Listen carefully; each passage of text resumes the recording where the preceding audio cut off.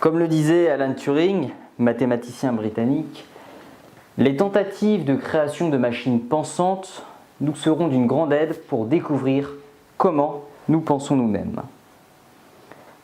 Bien.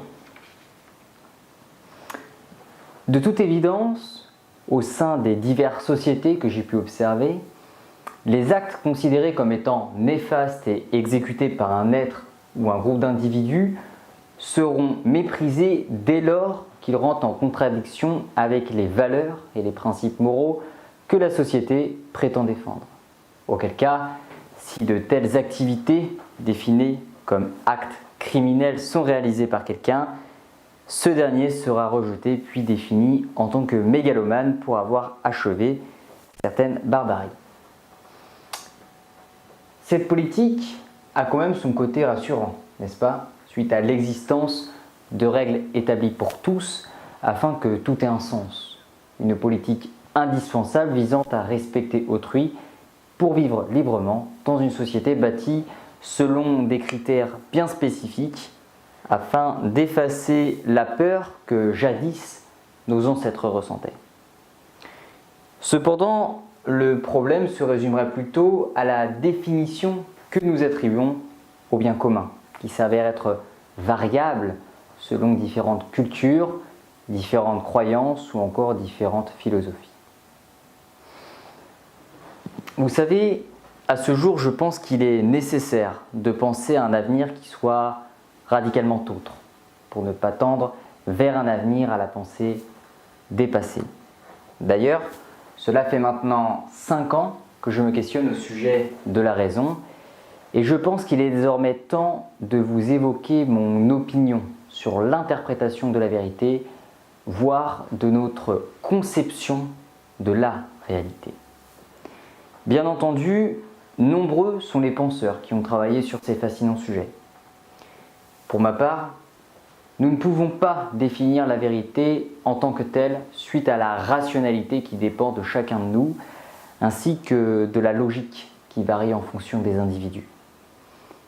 En faisant preuve de respect aux diverses croyances de chacun, perçues comme une réalité pour certains êtres, le fait de définir l'ensemble de mes compréhensions que j'ai pu acquérir de par de multiples événements reviendrait à généraliser la pensée commune. Or, le fait d'avoir la liberté d'entreprendre des réflexions philosophiques au sujet de la vérité ne s'agit en aucun cas de conceptualiser la vision d'un monde qui devrait être adopté par toutes les âmes. Bien au contraire, cette liberté permet d'établir la schématisation du monde et de l'intellectualiser au sein d'une communauté grâce à la mise en commun des recherches effectuées par d'autres penseurs. Ce qui aura bien entendu pour but de perfectionner le bien commun, en d'autres termes, toutes les espèces de la Terre, soit les enfants de notre mère, la nature.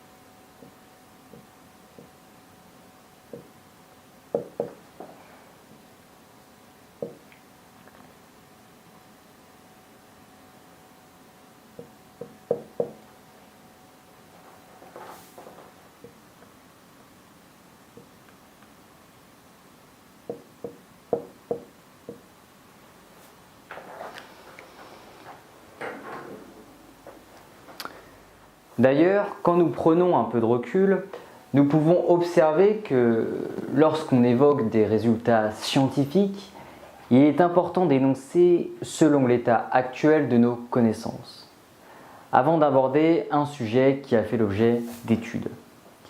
La vérité est pour moi un mot beaucoup trop vaste et compliqué d'ailleurs, qu'il en devient même délicat à définir, puisque la vérité ou la perception de la réalité dépend de chacun de nous, tout comme la logique ainsi que la rationalité, comme j'ai pu vous l'expliquer.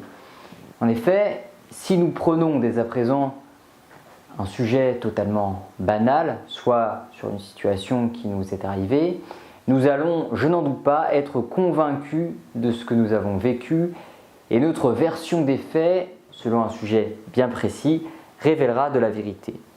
Dans le cas contraire, ceci sera tout simplement perçu comme un mensonge venant de notre part.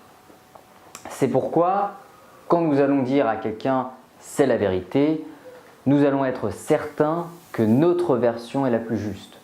Effectivement, la version que nous allons évoquer peut être juste pour nous, cependant l'interprétation qui s'en suivra ne va peut-être pas être en adéquation avec nos propos et autrui ne pourra certifier qu'il s'agit de la pure vérité, sûrement parce qu'il n'aura pas pris le même angle de vue que nous. Dans ce cas-ci, le conflit s'ensuit et ennemi de pensée également. Pourtant, d'après mon point de vue, la vérité existe uniquement lorsque nous avions préalablement choisi un point de vue bien défini. C'est pourquoi il peut exister plusieurs vérités au sein même d'une réalité. J'ose espérer que certains d'entre vous restent actifs sur les récentes recherches scientifiques. Pour celles et ceux qui se cultivent beaucoup dans le domaine scientifique, je pense que pour vous, la science ne peut être définie comme la vérité en tant que telle, puisqu'elle peut certainement être remise en cause à l'avenir. Ainsi, il est légitime de prendre un peu de recul et de rester humble face aux connaissances et même devant les plus grandes trouvailles scientifiques.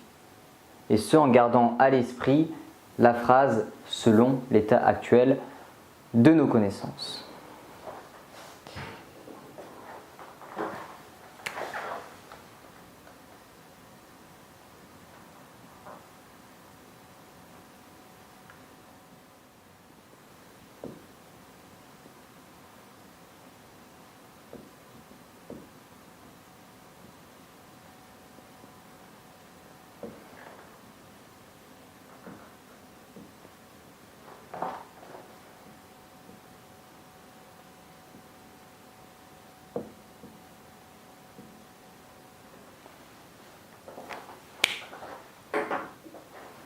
Ainsi, face aux nombreuses réflexions philosophiques que nous pouvons avoir, nous pouvons l'associer à notre manière de philosopher, ce qui donnerait selon l'état actuel de nos pensées, faisant ainsi référence à notre modestie, puisque nous prenons en compte l'éventualité de changer de point de vue suite à l'acquisition de savoir.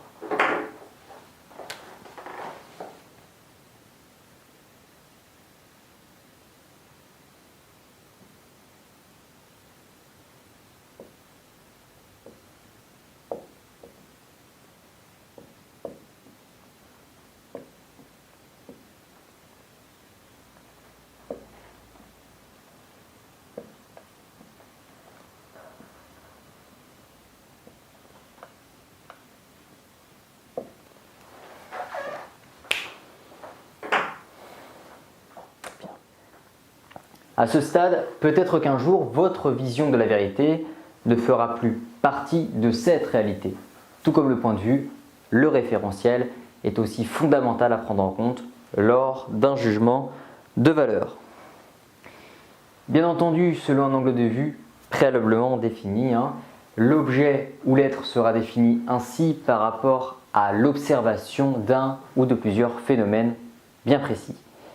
Et sans ces phénomènes, eh bien, nous ne pourrons apporter un tel traitement de faveur qui s'appliquera à cet être sans avoir pris le temps de sélectionner préalablement un morceau de son propos avec lequel nous sommes en désaccord. En d'autres termes, nous ne pouvons raisonner sur une thématique bien précise, que ce soit sur un sujet totalement banal, voire qui a peu d'importance au sein des préoccupations par manque de référentiel. On ne peut pas non plus dire qu'un être est un salopard sans avoir pris en compte un de ses traits de caractère et encore moins par son physique bien entendu. Et quand bien même il aura eu un comportement, disons, totalement absurde selon nous, eh bien il ne pourra pas être défini comme un salaud absolu, étant donné que je n'admets pas l'idée de l'existence du connard sphérique, étant convaincu, bien entendu, selon l'état actuel de mes pensées, qu'il y aura forcément un angle de vue sur lequel nous pourrions échanger avec lui, et ce, sans accroc. D'ailleurs, il est très rare d'être en accord sur tous les points de vue avec une autre personne, puisque si c'était le cas, la perception de l'existence ne pourrait être si appréciée par votre arrogance, parce que cela signifierait qu'autrui ne possède aucun défaut. Pour autant, j'ose vous rappeler que quiconque est capable d'avoir nos qualités, mais en ce qui concerne nos défauts, eh bien, ce sont eux qui nous dotent de notre personnalité avec laquelle nous sommes reconnus. Bon, malheureusement, bon nombre sont ceux de notre entourage qui se sentent persécutés lorsque nous rentrons en contradiction avec eux sur des sujets, qu'ils soient religieux, politiques, éthiques ou encore philosophiques. Pourquoi nous considérer comme des salauds, juste parce que nous ne partageons pas la même façon de penser sur un sujet bien précis en plus? Cela me paraît strictement ridicule, puisque lorsque nous rentrons en débat avec autrui, nous ne pouvons bafouer leur personnalité simplement par le fait que nous soyons en désaccord avec leur opinion. Ce sont bien sûr contre leurs propos que nous en avons et non pas contre leur personne. Seulement, d'après mes multiples observations, j'en ai conclu que la majorité des personnes étant susceptibles, entre guillemets bien sûr, sont celles qui ont un manque de confiance personnelle et qui, lors d'un débat, pauvres en arguments et où ne sont pas assez nombreux, voire de qualité, virent dans l'éloquence d'arguments ad hominem qui consiste à attaquer la personne et non les arguments de cette dernière. Ainsi, il est très délicat d'échanger avec ce type d'individu. C'est pourquoi ma perception de la vérité a perdu beaucoup de son sens, puisqu'il n'y a pas qu'une seule vérité, mais uniquement des points de vue suivis de référentiels.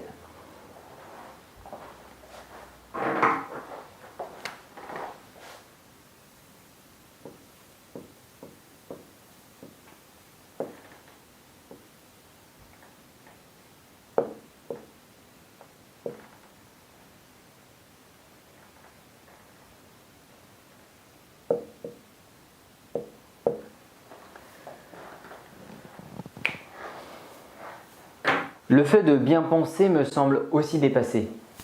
Encore aujourd'hui, certains sont convaincus qu'il y a une façon de bien penser et une façon de mal penser. Encore une fois, le point de vue est nécessaire à définir. D'ailleurs, j'aime beaucoup argumenter cette pensée par l'exemple des partis politiques. Au sens global du terme, il n'y a pas de bons partis politiques ou de mauvais partis politiques. Tous servent les intérêts de chacun et ainsi répondent à leurs convictions. Cependant, le fait d'adhérer à un parti politique particulier relève au sein de nos valeurs et principes moraux qu'il défend.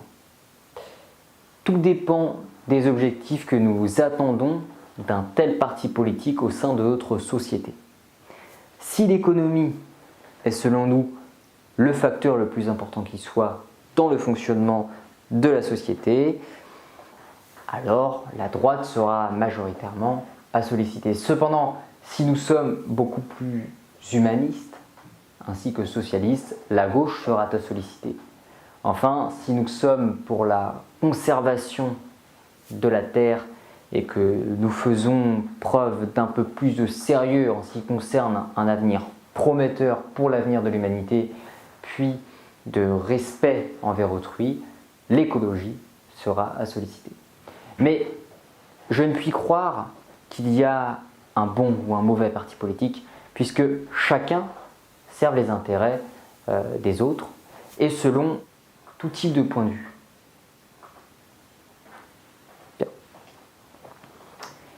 Il est vrai que certains partis peuvent également être considérés comme de l'endoctrinement de peuple, mais je pense qu'à l'heure actuelle, cet effet est négligeable. Je pense que nous sommes tous capables de réfléchir et de penser par nous-mêmes, même si beaucoup d'êtres peuvent paraître influençables, je l'avoue.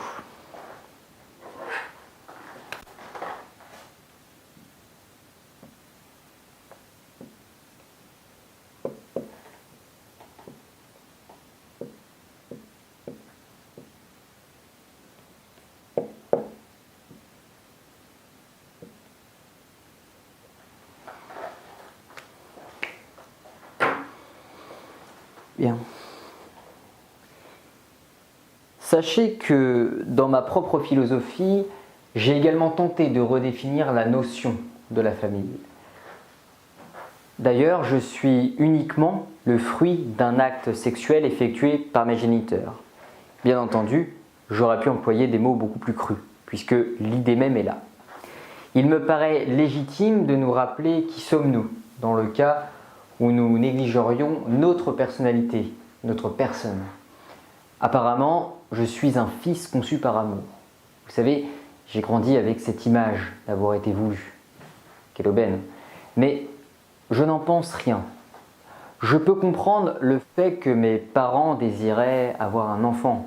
Pour autant, qu'il en soit satisfait ou non aujourd'hui de ma présence, je pense qu'à l'époque, ils souhaitaient concevoir un petit être sans pour autant prédire la personnalité que je possède actuellement. Puisque, comme je le dis assez souvent, nous sommes le résultat de l'environnement ainsi que des rencontres que nous avions effectuées jusqu'à ce jour. Je ne suis pas non plus de ces personnes qui pensent qu'à un certain âge, on évolue jusqu'à nos 18-20 ans, puis on reste celui que l'on est.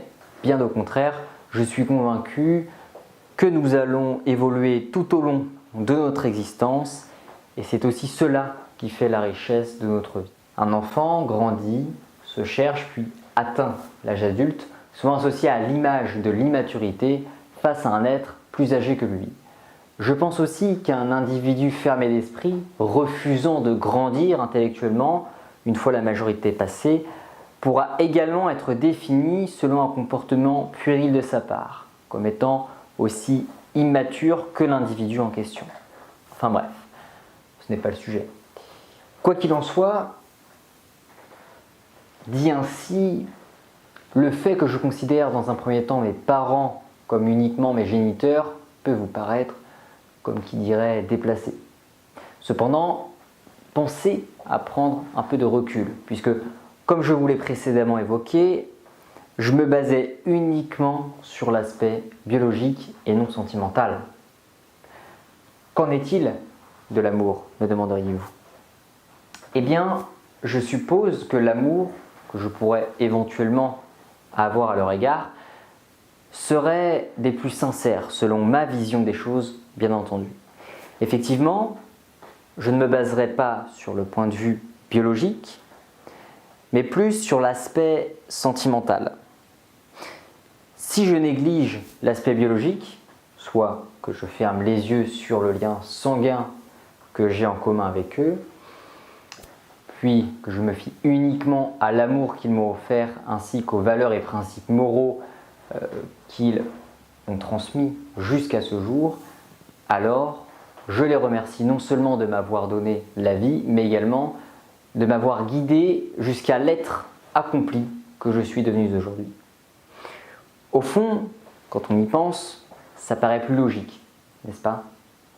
D'apporter plus d'amour envers un être que nous portons dans notre cœur, qu'envers un individu uniquement par le lien sanguin qui nous unit. Que dire d'un individu ayant été adopté, où durant des années, il reçut l'amour de ses parents adoptifs, et à l'inverse, un être ayant vécu avec ses géniteurs, mais n'ayant reçu ni tendresse, ni amour et ni reconnaissance de leur part.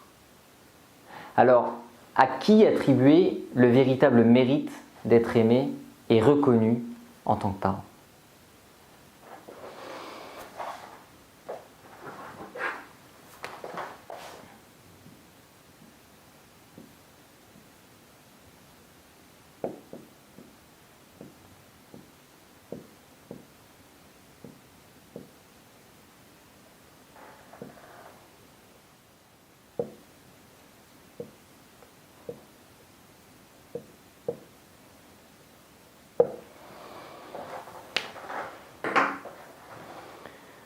D'ailleurs, à ce jour, il me paraît essentiel de considérer les individus selon le cercle qu'ils occupent.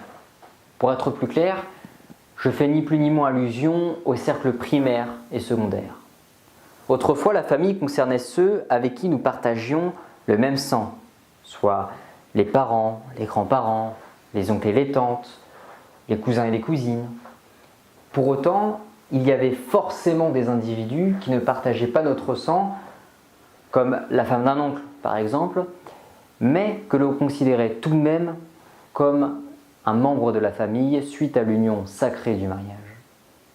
Alors, si je prends un peu de recul, puis si je prends également en compte ce que je vous ai évoqué tout à l'heure, en ce qui concerne l'intérêt sentimental que l'on peut éprouver envers un être, alors je peux très bien considérer un individu comme étant un frère de cœur, où il aura beaucoup plus d'importance pour moi qu'un éventuel oncle que je vois qu'une fois par an et qui pourtant à la base partage mon sang. Voyez-vous, d'après moi, la famille n'a rien à voir avec le lien sanguin, mais plutôt avec le lien sentimental. Ainsi, un être étranger à notre famille biologique peut autant faire partie de votre cercle primaire, soit de votre famille, tel qu'un frère de cœur par exemple, mais réciproquement, une personne avec laquelle vous partagez le même sang peut soudainement quitter votre sphère primaire, la considérant ainsi comme un être banal sans que vous éprouviez un certain intérêt sentimental particulier envers lui. Ainsi, il appartiendra au cercle secondaire.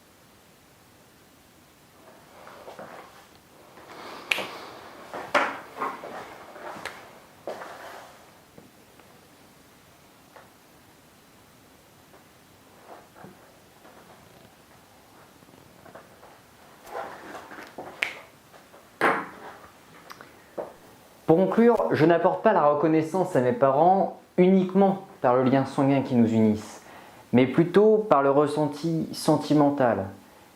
Et ce que je retiens de leur existence, ce n'est pas non plus les biens matériels dont ils m'ont fait mien, mais plutôt l'amour dont ils m'ont apporté le besoin.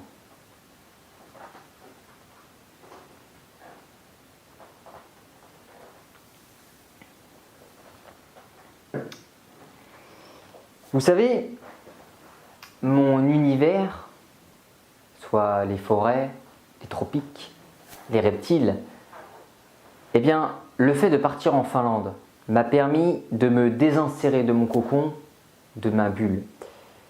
Comme j'ai pour habitude de dire, il s'agissait là d'un arrachement de mon quotidien qui m'a permis de faire évoluer ma philosophie, afin de ne pas uniquement m'intéresser à une seule branche scientifique, mais de voir beaucoup plus large, de regarder plus haut afin de prendre du recul. D'étudier mon espèce avec la même assiduité que je peux avoir lorsque j'étudie celle issue de la branche herpétologique. Nous, membres d'une terrifiante espèce, l'espèce humaine, où jadis nous avions le statut d'être primitif. Et bien que nous avions subi une grande évolution, il reste néanmoins encore du chemin jusqu'à la porte de la sagesse. Ainsi, je fis la découverte de cet incommensurable amour pour la philosophie. D'ailleurs, en ce qui concerne mon point de vue d'être philosophe, eh bien, le fait de se considérer en tant que philosophe peut être interprété, comme je l'admets, une prétention relativement provocatrice dans le fait de se définir en tant que penseur résolu, je vous l'accorde. Mais l'idée générale est ainsi: semer le doute, engendrer l'émergence des questionnements afin de questionner autrui. D'ailleurs, le statut du philosophe ne peut être associé directement aux autres statuts professionnels, puisqu'au sein de la société, il y a des restrictions et la philosophie est pourtant la discipline qui permet d'évoquer son point de vue sans filtre, que nous soyons en lien ou en désaccord avec les valeurs du gouvernement. Donc être reconnu par le gouvernement en tant que philosophe est une chose, mais pensez-vous réellement que ce dernier pourra jouir pleinement de son statut sous le financement gouvernemental? Permettez-moi d'en douter. Pour certaines professions, eh bien, nous allons suivre une formation, passant 2 voire 3 ans de notre vie, afin d'atteindre un statut administratif, comme par le fait de devenir électricien par exemple. Bien que je n'ai rien contre eux, bien au contraire, ayant suivi une branche professionnelle similaire à ce métier. Ainsi, ces futurs électriciens vont se former et acquérir du savoir dans le domaine de l'électricité, puis suite à l'obtention de leur diplôme, ils seront désormais définis comme étant électriciens. À la suite de cette formation et sous l'exercice de leurs fonctions, ils vont bien entendu continuer d'apprendre et d'acquérir des connaissances techniques tout au long de leur expérience professionnelle. Comme par le fait de rester actif sur l'actualité par exemple, ou encore en ce qui concerne les normes, notamment la norme NFC 1500. Cependant, je négligerai pour le moment ce léger pourcentage de connaissances qu'ils vont acquérir durant leur carrière, puisque nous en apprenons tous chaque jour, et ce, tout au long de notre vie et pas uniquement dans notre métier. Tandis que le penseur, voire le philosophe, d'après moi, ne peut être défini comme un philosophe à un moment donné, puis stagner à ce statut après l'obtention de ce diplôme.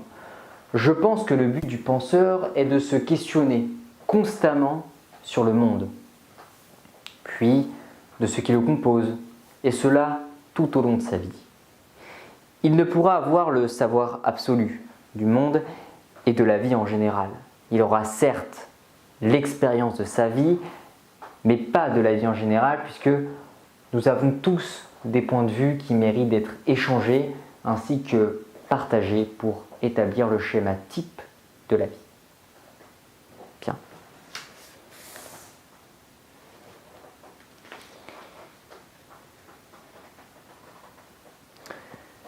Pour la plupart des personnes que j'ai pu rencontrer jusqu'à aujourd'hui, eh bien, leurs façons de penser sont fondées de manière ordonnée et conditionnée scrupuleusement dans une bibliothèque de pensée. Dans la majorité des cas, ce classement peut avoir un effet néfaste lors d'échanges intellectuels et suite à la prise d'un point de vue très singulier, tels que les sujets tabous qui dérivent parfois sur des propos dépassés, engendrant rumeurs et préjugés. D'ailleurs, pensez-vous réellement que le fait de prendre comme origine sa propre personne est un avantage pour émettre un jugement correct? Eh bien, si vous voulez mon point de vue, permettez-moi d'en douter un peu. Puisque la pensée verticale ainsi que le classement d'idéologies de façon ordonnée des êtres et ou des objets sous un référentiel commun peuvent nous amener sur des résultats totalement dépassés, dénués de sens. Et dénués de sens surtout pour autrui et pourtant véridiques pour notre propre logique. Mais la pratique de la philosophie ne cesse de prendre de la place, puisque la chose qui est assez sympa aujourd'hui, c'est que nous n'avons plus besoin d'aller cueillir, encore d'aller chasser, voire même, pour aller plus loin, de nous protéger contre des prédateurs ainsi que des éventuelles mauvaises situations climatiques qui pourraient impacter notre survie, suite à l'agriculture, aux inventions, ainsi qu'à l'ingénierie.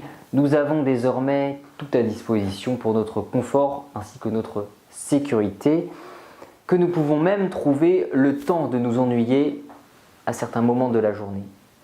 Bien qu'il existe encore trop d'individus au sein de cette société qui trouvent encore le moyen de se plaindre, il y a une chose que nous ne pouvons pas remettre en question, c'est que nous avons acquis beaucoup de temps libre. Un temps qui jadis pouvait être sollicité à la réflexion suite aux préoccupations liées à notre survie. Mais les temps ont changé. Notre survie n'étant plus la priorité de nos pensées, nous pouvons donc utiliser notre matière grise à d'autres fins, nous consacrer à des activités d'amélioration, bien au-delà de l'aspect matériel que nous avons pu observer jusqu'à aujourd'hui. Je fais notamment référence à l'expansionnisme technologique que nous avons récemment connu au début du XXIe siècle, ou encore au développement des moyens de transport, qu'ils soient terrestres, aquatiques ou aériens, afin de nous attarder davantage sur l'enrichissement intellectuel. Prendre le temps de faire évoluer notre philosophie ainsi que notre perception du monde, afin de guider l'humanité vers un avenir qui soit plus prometteur, autant pour nous que pour les autres espèces membres du règne du vivant.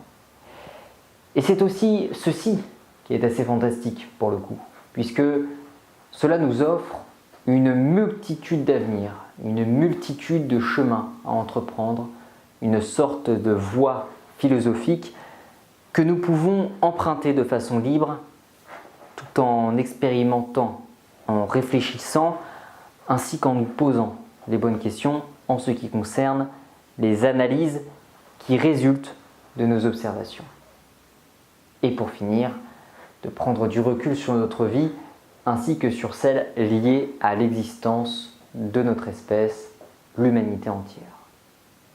Alors, je ne suis pas de ceux qui pensent que la philosophie en tant que telle s'enseigne, mais plutôt le goût, je veux dire l'amour de cette discipline. Et inutile de posséder un diplôme pour prétendre d'un quelconque statut, puisque je pense que nous sommes ceux que nous devons censés être par le travail personnel ainsi que régulier et non censés paraître par un vécu. Pensez-vous sincèrement que Socrate a eu son bac de philo ? Eh bien non. Déjà puisqu'à l'époque ça n'existait pas, mais aussi puisqu'il a développé sa propre philosophie. Peut-être en se basant sur les idées de ses confrères, ce qui n'est pas une mauvaise méthode d'ailleurs, puisque la plupart des scientifiques travaillent ainsi. Bien qu'il faut tout de même veiller à être bien conseillé et non mal influencé, ça va de soi. Et oui, parce que le scientifique va réaliser des activités à but expérimental, dans la mesure du possible. Bien entendu, afin de prouver si sa théorie s'avère être vraie, ou alors totalement fausse, ça peut arriver. Et il est vrai qu'en philosophie, il est tout aussi important de comparer sa façon de percevoir, puis de comprendre le monde dans lequel nous évoluons, tout en enrichissant ces connaissances qui pourront impacter notre vision de l'existence. La remise en question doit également faire partie de l'équation, car si nous restons fermés sur nos idées, si nous sommes trop fermés d'esprit, eh bien, nous ne pourrons mûrir.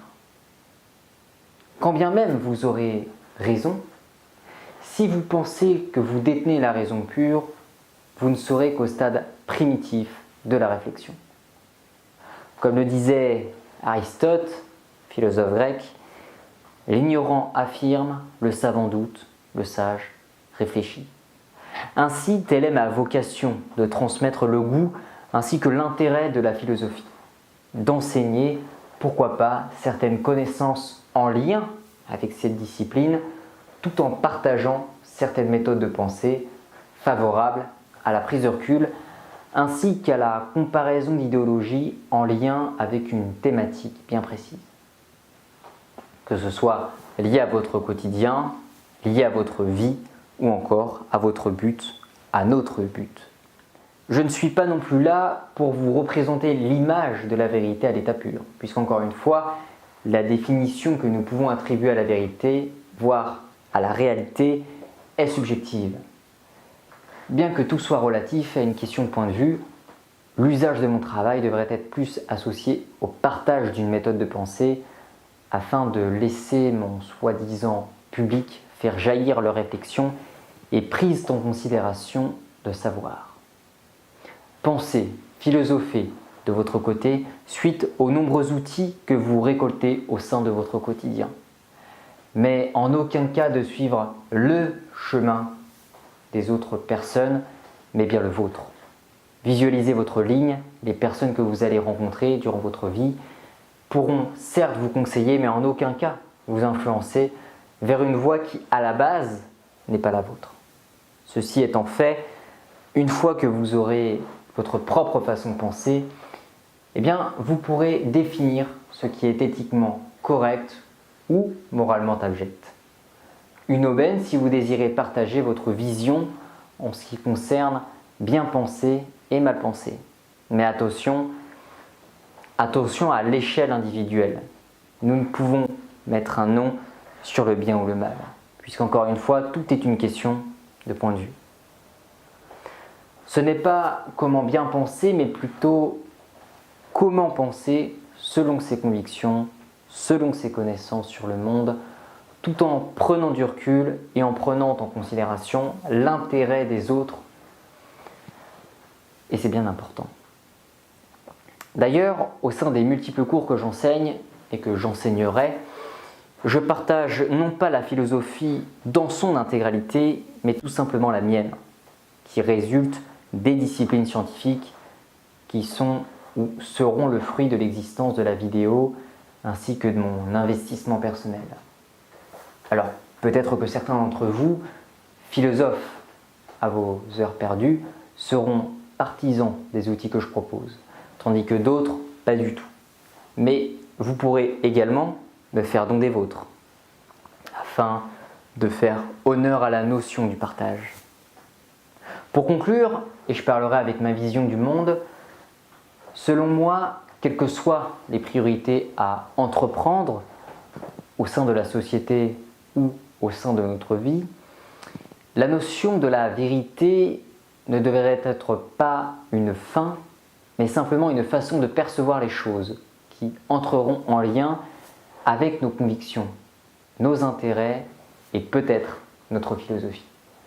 D'ailleurs, le fait de philosopher régulièrement vous permettra sûrement de mieux prendre du recul ou encore prendre de la hauteur sur les éventuelles situations qui pourraient soudainement survenir au sein de votre vie quotidienne. Prendre de la hauteur afin de changer, pourquoi pas, votre angle de vue, puis voir plus large, pour ainsi dire, que si nous étions restés à notre place.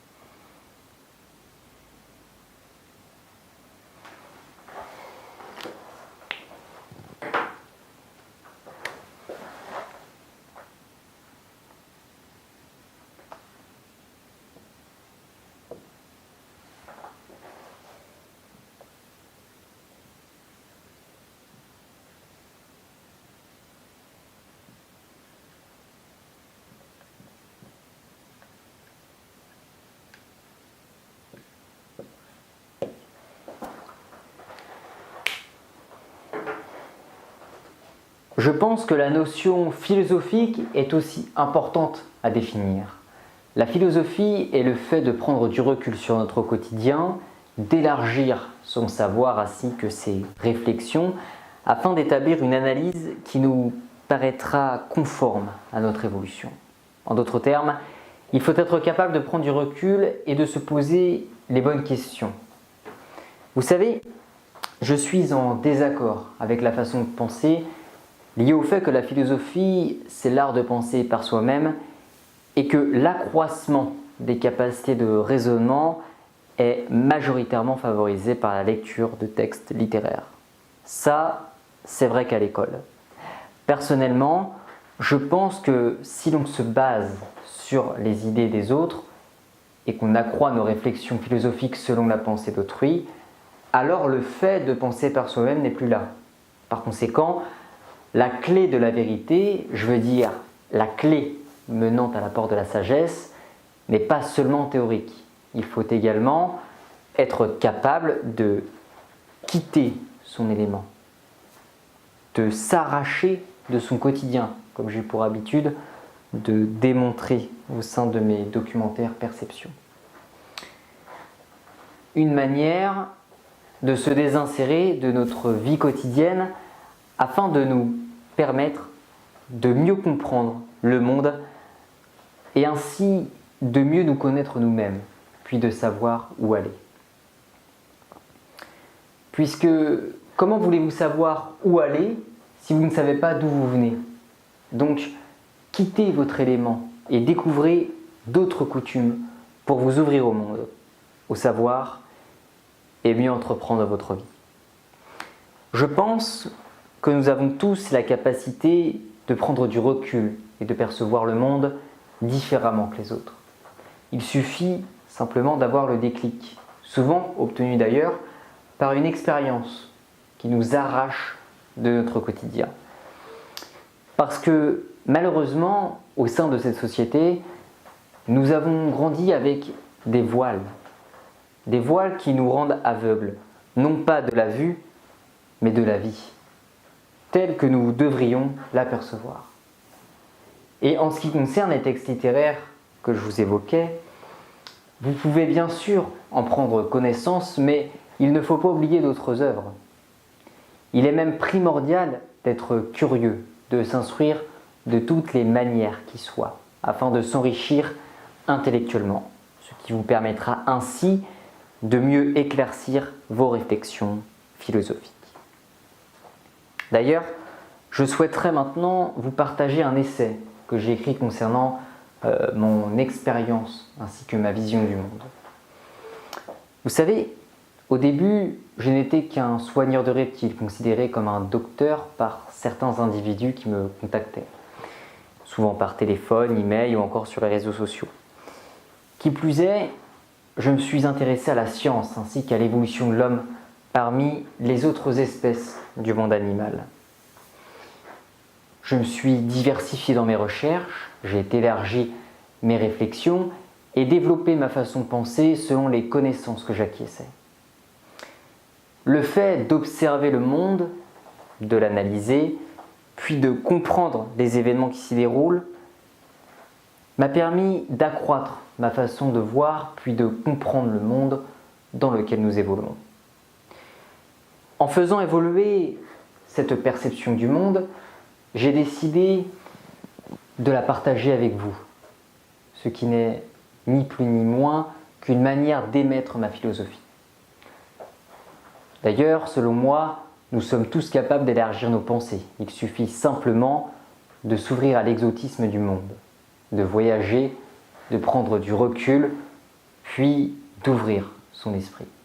Pour ma part, dès que j'ai pu quitter mon quotidien, quand l'opportunité s'y est trouvée, tout m'a paru plus clair, plus ordonné, de telle sorte que tout était lié et avait un but fondamental sur la notion d'existence. De jour en jour, j'apprends et je mûris. Chaque jour est un atout majeur pour mon évolution psychologique ainsi que pour mes réflexions philosophiques. D'ailleurs, nous vivons dans un monde où nous ignorons de nombreuses choses.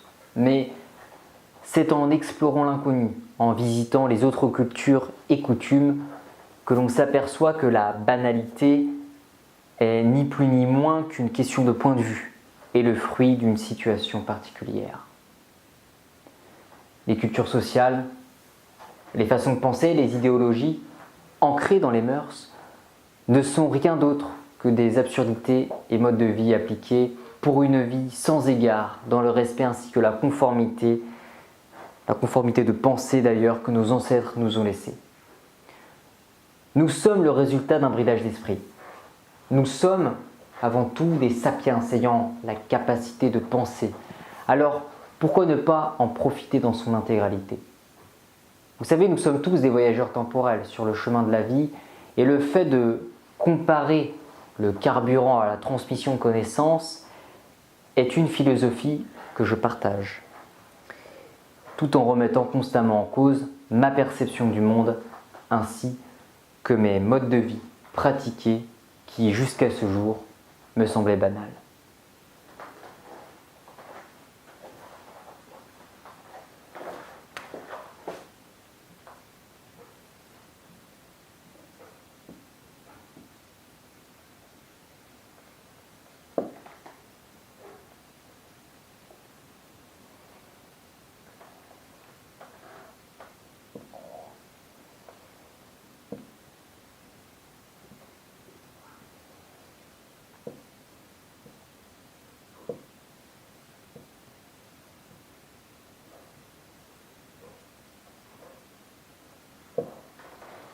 Étant dans le chapitre dédié à la voie de la sagesse ainsi qu'à la philosophie, je souhaiterais à présent vous présenter la Déclaration universelle des droits de l'animal qui a été proclamée solennellement le 15 octobre 1978 à la maison de l'UNESCO à Paris.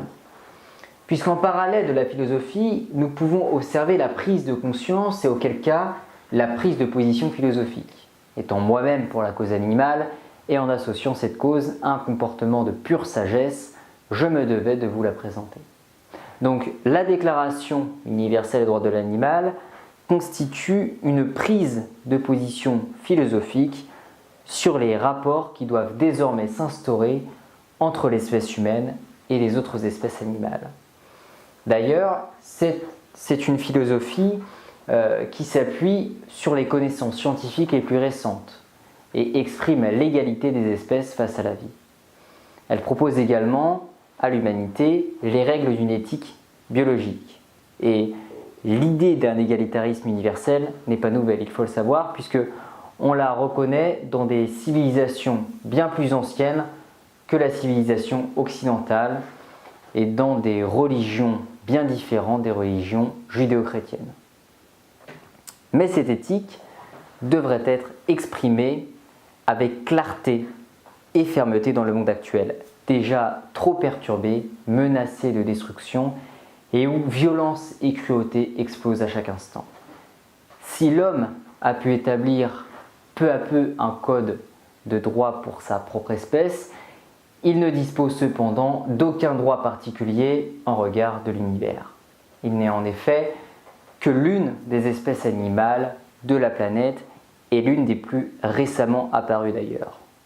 La vie n'appartient pas à l'espèce humaine. L'homme n'en est ni le créateur, ni le détenteur exclusif. Elle appartient tout autant aux poissons, à l'insecte, aux mammifères, comme aux végétaux. L'homme a créé dans le monde vivant une hiérarchie arbitraire qui n'existe pas naturellement et ne prenant en compte que son usage propre.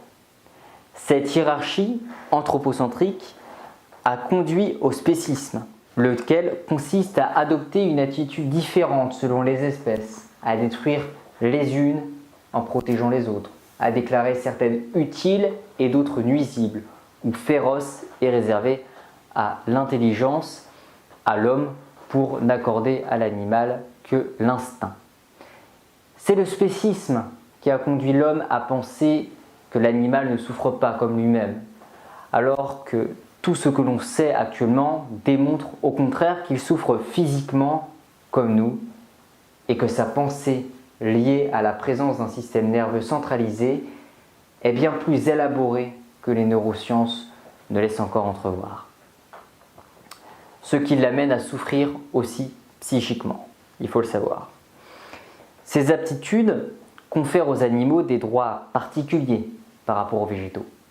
Et la Déclaration des droits de l'animal doit aider l'humanité à se retrouver en harmonie avec l'univers.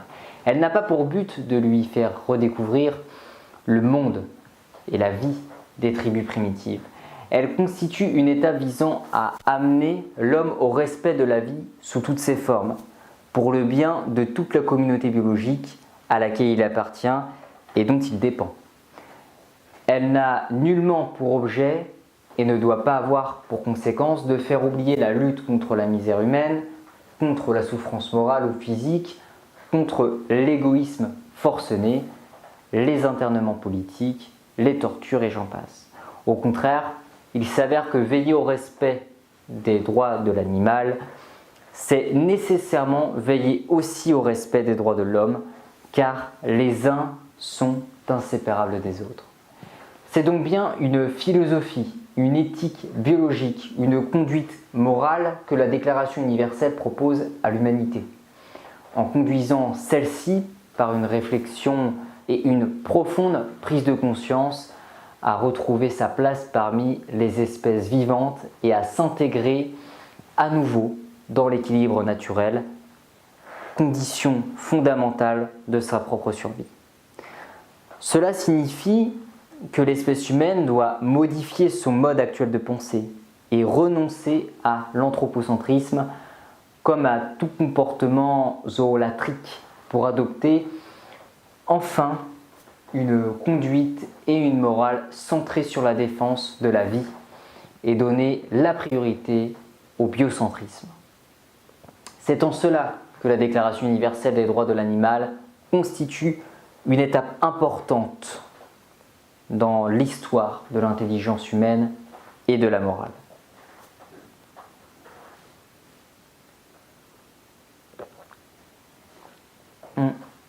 Venons-en maintenant à la notion de la maturité. Vous savez, jusqu'à l'âge adulte, un enfant va tenter de s'initier aux normes de la société dans laquelle il devra vivre ses jours futurs. Tenter de la comprendre, de suivre une éducation scolaire, afin d'être conforme à ce que la société attend de lui en tant qu'adulte. Il suivra les enseignements des équipes pédagogiques qu'il rencontrera tout au long de son cursus scolaire. Devra se former dans le sport, choisir une discipline, devra développer sa capacité d'analyse, se sociabiliser et émerger sa pensée en adéquation de la pensée commune afin de limiter les conflits ou d'être en contradiction avec les convictions que le gouvernement actuel prétend défendre. Seulement, une telle évolution et l'adaptation demandent tellement d'efforts que parfois la personnalité n'a malheureusement plus sa place. Et auquel cas, pour les plus vertueux d'entre vous, vous vous êtes sûrement aperçu que l'audace révélée permet l'établissement de soi. Seulement, pourquoi s'arrêter à 18 ans? Pourquoi ne pas évoluer et mûrir nos pensées tout au long de notre vie? Penser à se développer psychologiquement. Pourquoi, en tant qu'adultes, aux yeux de la société, devrions-nous stagner dans une vie banale, selon une caste bien définie d'ailleurs? Pourquoi ne pas continuer d'évoluer, d'apprendre constamment et de nous tirer vers le haut? Et ce constamment, comme nous l'avions toujours fait jusqu'à nos 18 ans. Il est donc inutile d'attendre la fin, puisque la vraie vieillesse ne se résume pas aux rides ni aux cheveux blancs, mais plutôt à la faiblesse d'esprit, suite au désir de cesser d'évoluer psychologiquement.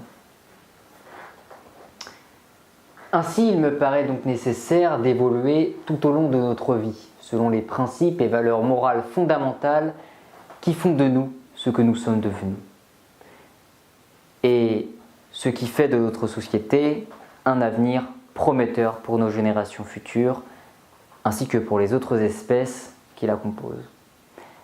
Car la richesse ne peut être financière à mes yeux, mais plus sous la forme du savoir.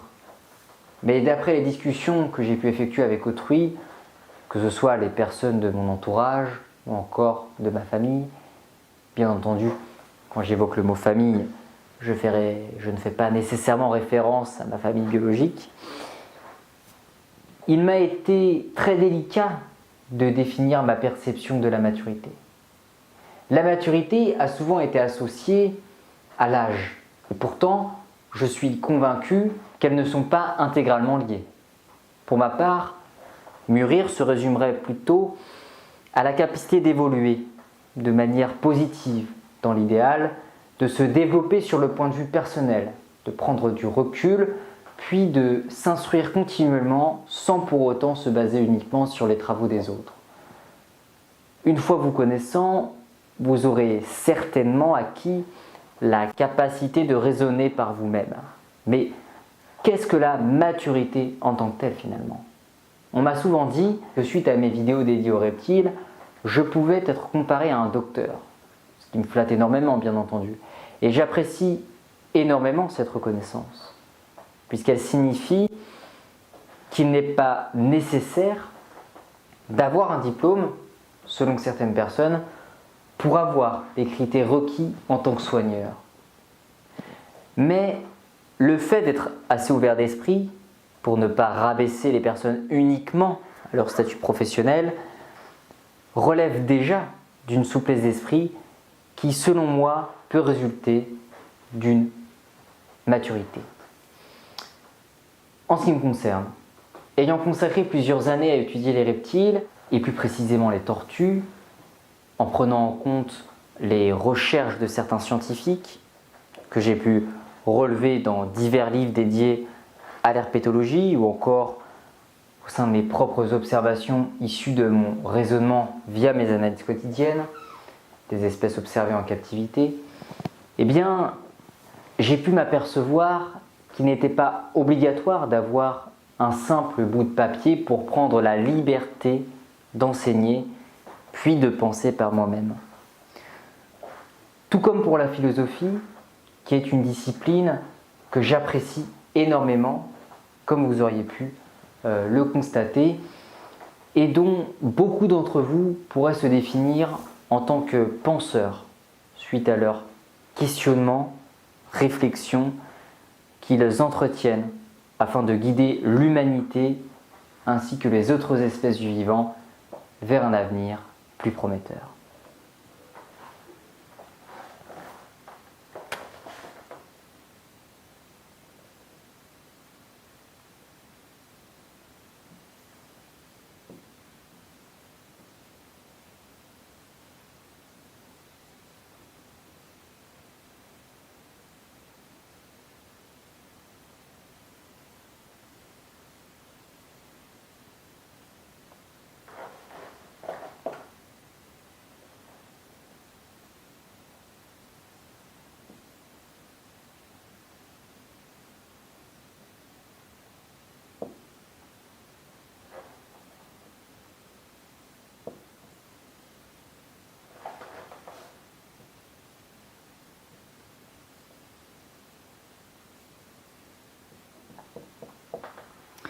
Il y a aussi le sujet de l'effet papillon, qui peut bien entendu être défini comme étant une succession d'événements résultant de la cause à effet.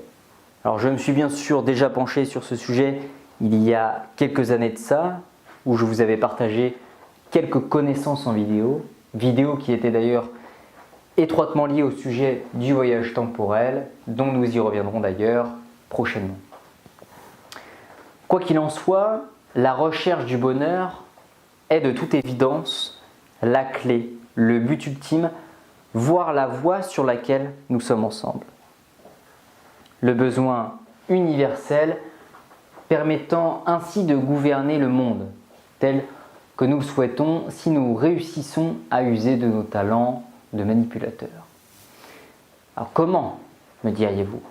Eh bien tout simplement en influençant la population de manière à ce qu'elle perçoive l'acquisition du bonheur comme étant la résultante de l'asservissement des besoins de la société. d'où la reconnaissance de cette dernière qui sera fortement induite par votre réussite. Laquelle alors?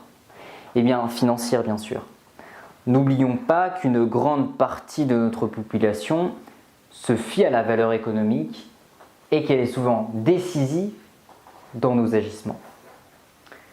Sûrement le résultat d'une société trop capitalisée, suivie d'une éducation peu représentative de la réelle richesse humaine.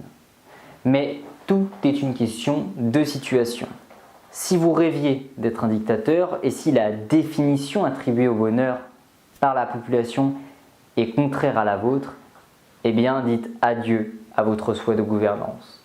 Si les personnes sont trop autonomes de penser, vous ne pourrez diriger un monde totalitaire où vous serez le roi à tout pouvoir.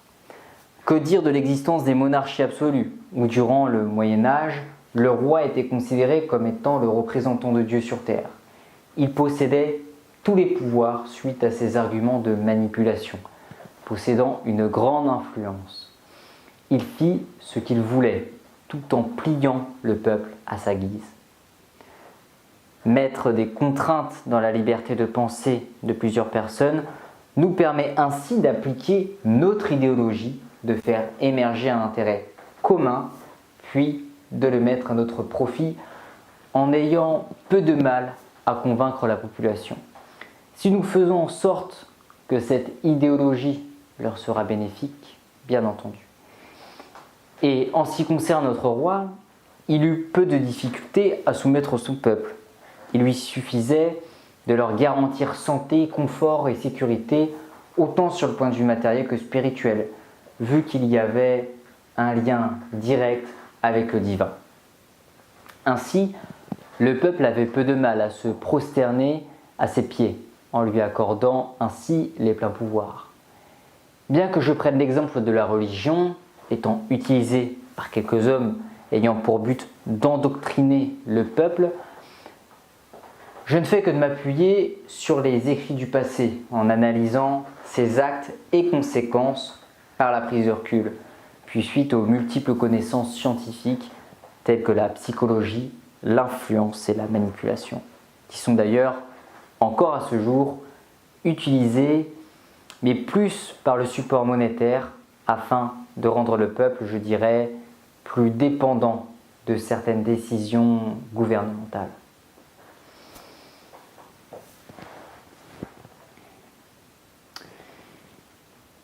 Ainsi, la clé de l'indépendance, je veux dire la pratique de la philosophie, s'avère être la clé d'une indépendance totale.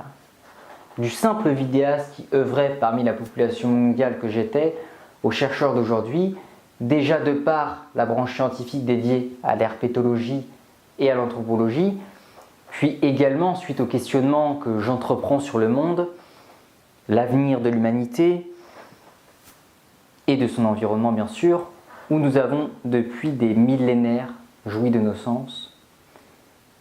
Après quelques années à créer des vidéos, en faisant honneur à l'essence même de cette chaîne YouTube, une évolution non seulement physique, mais aussi psychologique m'a permis, comme vous le savez, d'élargir ma vision du monde afin d'atteindre des objectifs toujours de plus en plus ambitieux.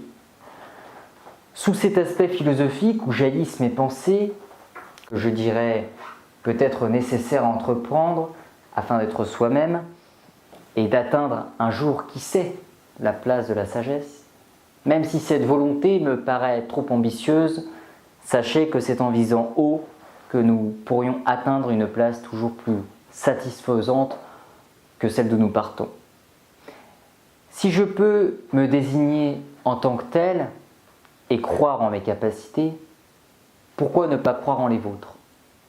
Vous savez, nous sommes tous des penseurs, dotés de compétences, qui peut-être nous dépassent pour certains. Mais cependant, ayez l'audace d'exercer vos talents puis de faire honneur à l'être qui sommeille en vous, tout en surmontant les multiples barrières que vous vous êtes fixées au sein de la société. Maintenant, pour conclure, Je dirais que les façons de penser varient selon l'environnement dans lequel nous vivons. Vous savez, nous sommes semblables sur certains points avec d'autres peuples. Mais nous ne pouvons en aucun cas généraliser un peuple à une idéologie, comme j'ai pour habitude de le dire. Les futures populations pourraient bien sûr avoir un impact néfaste pour l'avenir de l'humanité. Non pas en ce qui concerne un accroissement drastique de notre population, mais plutôt au sujet de nos comportements. Le manque d'ouverture d'esprit, les mauvaises cognitions, l'arrogance des personnes de pouvoir, l'âge associé à la raison, définir un individu selon le statut professionnel qu'il occupe, ou encore conserver un système éducatif dépassé. À quoi bon de définir la réalité? De chercher la vraie raison quand nous nous apercevons qu'au final, il n'y a pas qu'une seule façon de voir puis de comprendre le monde dans lequel nous évoluons. Pour la majorité d'entre nous, la science désigne la vérité. Et la vérité à l'état pur en plus. Mais selon moi, il n'y a pas qu'une seule vérité. À quoi bon de suivre un chemin emprunté par X personnes si la philosophie est assez vaste pour que nous puissions avoir notre propre ligne, puis entreprendre notre vie selon nos désirs.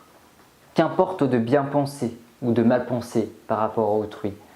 Ce qui compte, c'est d'avoir sa propre façon de penser qui nous est propre. Et si le bien commun n'est pas violé, bien entendu. Alors, n'ayez pas honte de vous affirmer, puisqu'il est primordial de conserver sa personnalité et en aucun cas de rester sur ses acquis, mais plutôt d'évoluer en fonction de ses objectifs ainsi que de nos convictions. Pourquoi tenter de ressembler à quelqu'un d'autre si vous êtes déjà vous-même? Certes, avec vos qualités, mais aussi vos défauts qui font de vous un être unique.